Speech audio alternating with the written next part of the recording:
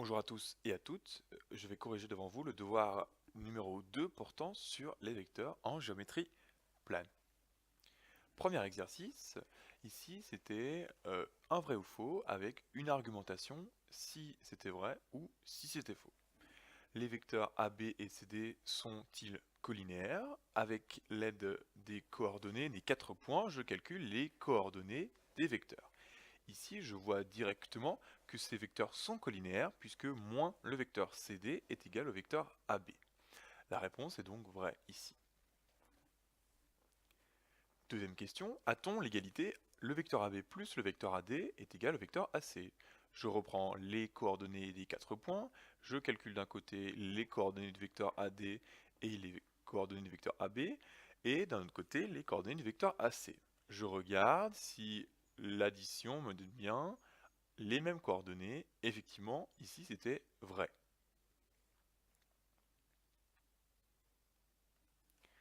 Petit 3, est-ce que la droite coupe l'axe des ordonnées au point E? Alors déjà, peu de gens ont vu que le point E, finalement, il n'est pas sur l'axe des ordonnées. Donc on peut déjà répondre non, mais on va répondre par un calcul. J'ai besoin de l'équation de la droite AB. Ici, j'ai mis des couleurs pour ne pas se perdre. AB est un vecteur directeur. J'utilise ces coordonnées pour trouver une partie de l'équation de la droite AB. Donc je trouve moins 3x moins 3y plus c égale à 0. C'est un paramètre appartenant à R que je détermine à l'aide des coordonnées du point A. Je remplace donc x et y par les coordonnées de A et je vais chercher à isoler c pour trouver sa valeur. Je trouve donc la droite AB a une équation de cette forme et je peux tout simplifier par moins 3. Je trouve une deuxième équation pour cette droite AB. Ici, je vais chercher on va dire, l'équation réduite de cette droite pour pouvoir trouver ici le point d'intersection entre ma droite et l'axe des ordonnées. Ici, j'ai l'équation réduite, y égale moins x moins 1. Donc, moins 1, c'est l'ordonnée à l'origine. Donc, finalement, la droite coupe l'axe d'ordonnée au point 0, moins 1, et non pas moins 1, 0. Ici, c'était donc faux. Question 4, a-t-on la norme du vecteur AB est égale à 2 racines de 3 à vérifier? Je me sers des coordonnées du vecteur AB. La norme du vecteur AB, donc c'est la somme des carrés des coordonnées, puis je fais la racine carrée de tout cela. Je trouve racine de 18. Racine de 18, c'est égal à 2 fois 9, donc racine de 2 fois 9, et de la racine de 9, je peux la sortir, et donc ça me donne 3 racines de 2, et donc c'était faux, ce n'est pas égal à 2 racines de 3. Exercice 2. Ici, question très basique, on vous demande de déterminer l'équation d'une droite en connaissant un vecteur directeur U et passant par un point A. Ici, voici les données de l'énoncé. Là encore, j'ai remis des couleurs pour ne pas se perdre. Donc le vecteur directeur U me donne une partie de l'équation cartésienne voulue. La voici. Petit c, ici, est un nombre réel encore à déterminer. Je me sers des coordonnées du point A pour trouver la valeur de petit c, et je trouve c égale 10. Voici donc l'équation finale de la droite D1. Petit b, en déduire une équation réduite, il faut simplement ici isoler y, donc je reprends l'équation cartésienne précédente, j'isole y, et on trouve y égale moins 3 demi de x moins 5. Petit 2, le point B appartient-il à la droite D1? Donc je vais devoir tester les coordonnées du point B. Je remplace x et y par les coordonnées de B et je trouve moins 5 qui est différent de 0. Donc les coordonnées de B ne vérifient pas l'équation, donc B n'appartient pas à la droite. Question 3, représenter les droites D1 et D2. Ici, je vais faire un petit tableau de valeurs pour D1 et pour D2. Je choisis x égale 0, x égale moins 2 pour le premier tableau, x égale 0, x égale 2 pour le deuxième tableau, ça me simplifie les calculs. Je calcule la valeur de y pour chaque, j'obtiens 4 points que je nomme A, B, C, D, je place dans mon repère, et j'obtiens donc en reliant A et B la droite D1, et en reliant C et D la droite D2. Je vois qu'il y a une intersection qui est le point B, donc qui a pour coordonnées moins 2, et je vais devoir, dans la question suivante, trouver ces coordonnées du point d'intersection par le calcul. La voici cette question. D'abord, je vais démontrer qu'elles sont séquentes, puis je vais calculer les coordonnées du point d'intersection ici nommé K. les droites sont séquentes si les vecteurs directeurs issus des deux droites, je peux en trouver un pour chaque, eh bien, ne sont pas collinaires. Donc je vais vérifier que un vecteur directeur de chaque droite n'est pas collinaire à un autre vecteur de l'autre droite. Je connais un vecteur U directeur de D1, j'extrais un vecteur directeur de D2. Alors vous voyez que ici D2 on la connaît uniquement par son équation réduite, pardon, et donc je repasse par l'équation cartésienne pour en extraire un vecteur nommé V, ici directeur de D2. Je fais le test de collinéarité pour savoir si ces vecteurs sont collinéaires. Je trouve 7 qui n'est pas nul, donc ici ces vecteurs ne sont pas collinéaires, les deux droites sont bien séquentes. Maintenant, je vais résoudre un système. Première ligne de ce système, je vais mettre une équation cartésienne de D1 et deuxième ligne, l'équation réduite, cette fois-ci elle est unique, de D2. Alors pourquoi j'utilise l'équation réduite pour D2? Eh bien, Y est déjà isolé, donc je n'ai qu'à remplacer Y par ce que j'ai dans ma première ligne. Je calcule, j'isole petit x, je trouve x égale moins 2. Je remplace x dans ma deuxième ligne et je trouve y égale moins 2. C'était ce qu'on avait observé tout à l'heure. Par le calcul, on a k, point d'intersection des deux droites, a pour coordonnées moins 2, moins 2. Exercice suivant. On vous donne un point D à calculer. On vous demande de calculer les coordonnées de D, c'est-à-dire calculer x et y. Qu'est-ce qu'on connaît sur D? On a une égalité. On a besoin des coordonnées du vecteur AB et des coordonnées du vecteur BC.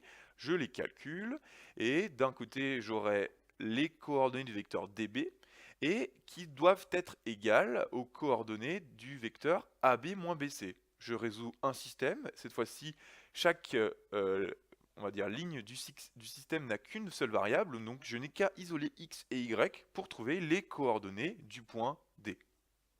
Je trouve x égale moins 3, y égale moins 1.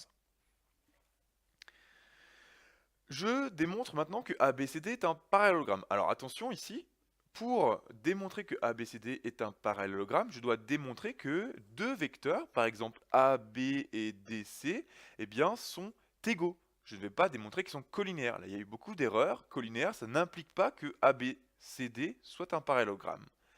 J'utilise les coordonnées précédentes et la propriété ABCD est un parallélogramme si et seulement si le vecteur AB est égal au vecteur DC. Ça, c'est ce que je sais.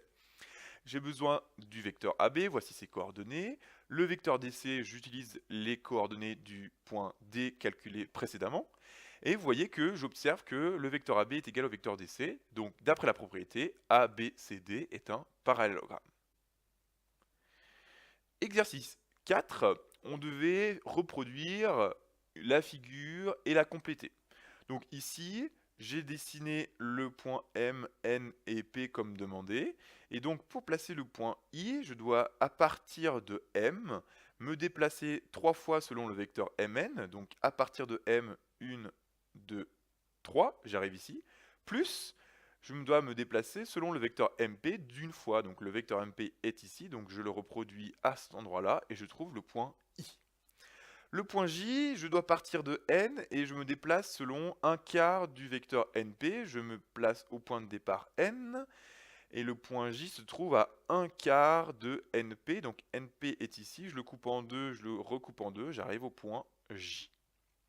Pour placer le point K, je pars du point P et je parcours 1,5 de PM plus 1,5 de Pn. Alors le vecteur 1,5 de Pn est dessiné ici, je le reproduis ici, je arrive au point K. Voici la figure totale. Exprimer MJ en fonction des vecteurs Mn et Mp. Ici, beaucoup d'erreurs dans vos copies, il faut juste partir de l'écriture du vecteur MJ et essayer de faire rentrer des lettres avec châle comme la lettre N ou d'autres lettres. Ici, je pars du vecteur MI et je décide ici... alors pardonnez-moi, ça c'était l'énoncé qui était proposé dans l'exercice. Voilà, je pars bien du vecteur MJ et avec châle, je crée une lettre supplémentaire. Donc le vecteur MJ est égal au vecteur MN plus le vecteur NJ par châle. Ici, j'ai déjà un vecteur MN, c'est bon. il est là. Et le vecteur NJ dans l'énoncé, je vois que c'est un quart de NP. Alors, c'est pas tout à fait MP, mais j'ai déjà gagné le point P, donc je m'en sers ici. J'ai une étape supplémentaire. Alors, NP, ça ne m'arrange pas, je vais encore insérer par châle une deuxième fois la lettre M, et donc j'aurai un quart de NP qui est égal à un quart du vecteur NM plus le vecteur MP. Ici, je sépare ma ligne, donc j'aurai un quart de NM. Alors NM dans ce sens-là, le vecteur ne m'arrange pas, je préfère le vecteur MN. Donc je mets un moins supplémentaire pour que l'égalité soit conservée. Et un quart de MP, je le garde, c'était ce qui était voulu. MN moins un quart de MN me donne 3 quarts de MN plus un quart de MP. Donc j'ai bien exprimé MJ en fonction des vecteurs MN et MP. Question 3, démontrer que les points M, I et J sont alignés. Ici, je vais montrer que les vecteurs MJ et MI sont collinéaires.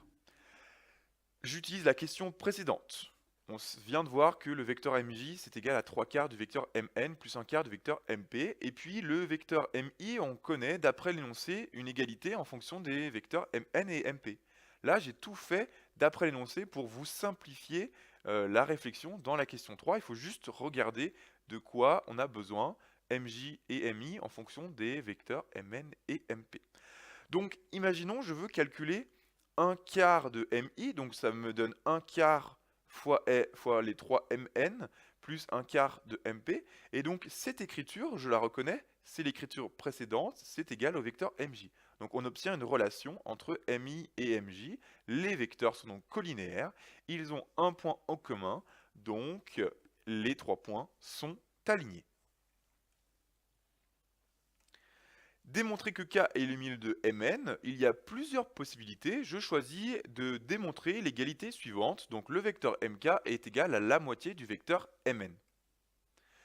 Je pars donc du vecteur Mk et je vais tout faire pour arriver jusqu'à Mn. Je décide avec la propriété de Chasles de insérer la lettre P. Puis, d'après l'énoncé, le vecteur pk, c'est 1 demi de pm plus 1 demi de pn. Alors vous voyez qu'ici, il va y avoir une simplification, puisque pm peut s'écrire moins mp, et donc ça va me donner 1 demi de pm. Et le 1 demi de pm est toujours là. Ici, je peux factoriser par 1 demi, et vous voyez, j'utilise une nouvelle fois la propriété de Chasles, mp plus pn, ça me donne mn. Et donc, j'ai démontré l'égalité que je voulais, et cela signifie que le point K eh bien, est le milieu du segment Mn.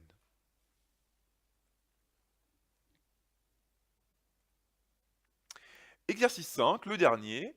Pour petit 1, vérifier donc à l'aide des coordonnées précédentes, calculer les coordonnées des points A' et B', sachant que A' est le milieu de BC et B' est le milieu de AC. On vous donne les coordonnées des points A, B et C.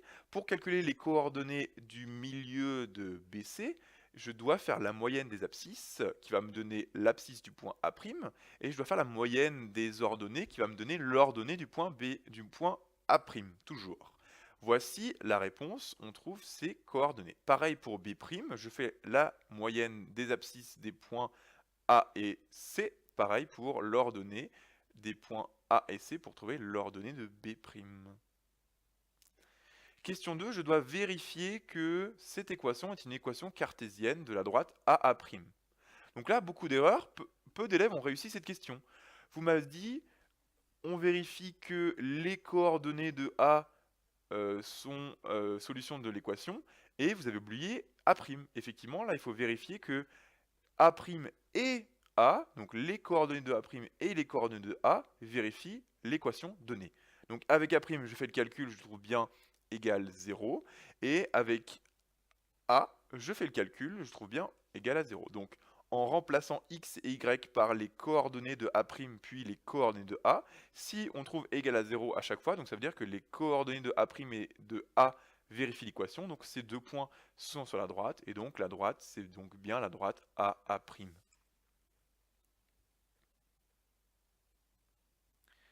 Question 3, déterminer une équation de la médiane BB'. Donc ici, je choisis un vecteur directeur qui est BB', et je choisis que B est un point de la droite. Alors vous voyez que le vecteur BB', il va m'embêter un petit peu dans les calculs, puisqu'il y a des fractions. Je vais pouvoir modifier ce vecteur directeur. Je peux prendre un vecteur qui lui est collinéaire. Donc là, j'ai multiplié par 2 BB'. J'ai trouvé un nouveau vecteur que j'ai nommé U, et c'est aussi un vecteur directeur de BB', puisque les deux vecteurs sont collinéaires. Ça m'aide simplement dans les calculs. J'ai donc ici, j'utilise une méthode différente pour déterminer l'équation de la droite BB'. Ici, j'utilise un autre vecteur. Donc je prends un point M qui a des coordonnées inconnues, qui est sur la droite, et BM, donc c'est un vecteur directeur, et U, qui est aussi un vecteur directeur de la même droite, sont donc collinéaires. Je fais le test de collinéarité. Je sais que la réponse est égale à 0, puisque ces vecteurs sont tous les deux directeurs de la même droite. Et j'obtiens l'équation de la droite B, B'. Donc merci de m'avoir écouté, et si vous avez des questions, ça se passe en commentaire.